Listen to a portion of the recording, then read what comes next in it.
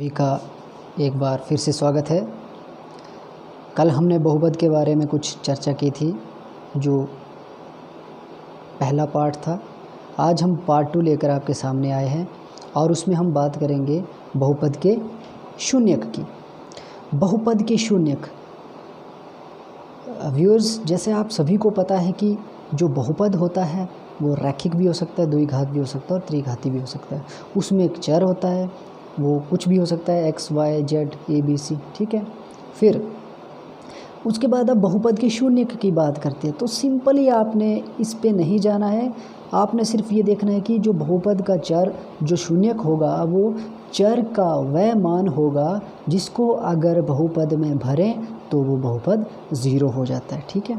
मान लो x बराबर है a, कोई बहुपद है जिसमें चर x है और उसकी वैल्यू जो आ रही है, शून्यक जो आ रहा है वो a आ रहा है। जब उस a को हम x की जगह उस बहुपद में भरेंगे तो वो बहुपद क्या होना चाहिए, 0 होना चाहिए। मतलब p और एट x की जगह यहाँ पर p एट a आ गया, ठीक है। x की जगह हम a भरेंगे तो वो बहुपद की वैल्यू क्या होगी, 0। उस केस में वो जो a है वो बहुपद का शून्यक बन जाएगा, ठीक है। उसके बाद नेक्स्ट आपका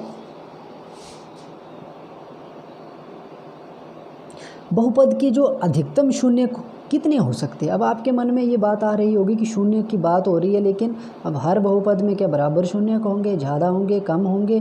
तो बच्चों, बहुपद के कितने शून्यक होंगे ये डिपेंड करता है उस बहुपद की अधिकतम घात पर या उस बहुपद की घात पर। उस बहुपद की घात कितनी है। यहाँ पर मैंने एक एग्जाम्पल लिया है, द्विघात बहुपद लिया है मैंने, क्योंकि इसकी अधिकतम घात 2 है। तो इस समीकरण, इस बहुपद के जो शून्यक होंगे वो 2 होंगे। 2 शून्यक होंगे नहीं, हो सकते हैं। आप थोड़ा इस बात को गौर से सुने, उतने हो सकते हैं। हो सकते का मतलब कि कई बार हमारे पास कुछ बहुपद ऐसे होते हैं जो होते तो बहुपद है लेकिन उनके शून्यक एग्जिस्ट नहीं करते हैं, ठीक है। तो मैंने लिखा है कि जो अधिकतम शून्यक जो होंगे बहुपद के वो उसकी घात पे डिपेंड करते हैं कि ज़्यादा से ज़्यादा। अब जैसे इसकी घात 2 है तो इसके 2 शून्यक हो सकते हैं, ज़रूरी नहीं है इसका शून्यक 1 भी हो सकता है, और हो सकता है एक एग्जिस्ट ना करता हो या दोनों ही एग्जिस्ट नहीं कर सकते हो। तो इसलिए मैंने लिखा है कि 2 शून्यक हो सकते हैं। जैसे यहाँ पर x की घात 3 होती तो उसके 3 शून्यक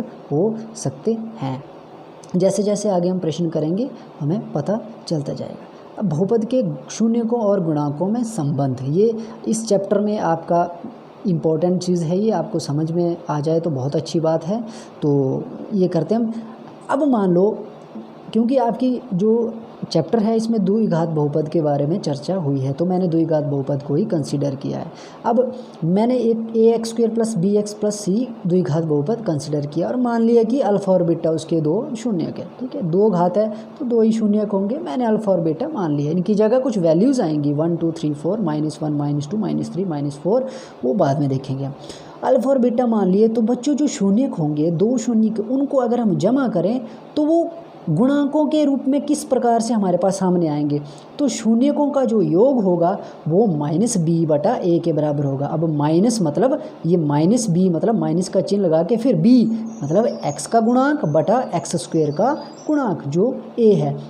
अगर हम x के गुणांक और x² के गुणांक को भाग करते हैं तो वो शून्यकों के योग के बराबर आता है, ठीक है। उसके बाद शून्यकों का गुणनफल अल्फ़ा इंटू बीटा = शून्यकों का गुणनफल, तो ये आता है c/a के बराबर। बोलने का मतलब है कि c क्या है, इस बहुपद में अचर है, इसके साथ कोई चर नहीं लगा तो ये अचर है। तो अचर पद जो होगा और उसको भाग करेंगे x² के गुणांक के साथ जो कि a है, तो हमारे पास शून्यकों का गुणनफल आ जाएगा।